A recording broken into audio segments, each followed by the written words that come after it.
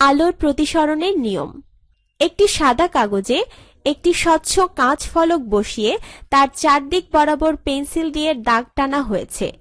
আপতিত রশ্মি A B একে তার উপর 5 সেন্টিমিটার দূরে পিন বসানো হয়েছে। পরে আপতিত রশ্মি বর্ধিত করা হয়েছে। প্রতিসরিত রশ্মি আঁকতে হলে কাঁচ ফলকের সামনে চোখ রেখে দেখতে হবে যাতে পিন দুইটির প্রতিবিম্ব একই সরলরেখায় থাকে। এভাবে কাঁচ ফলকের সামনে আরো 2টি পিন বসানো হয়েছে। এবার কাঁচ ফলক ও পিনগুলো সরিয়ে নিয়ে প্রতিসরিত রশ্মি বিসি ও নির্গত রশ্মি সিডি আঁকা হয়েছে।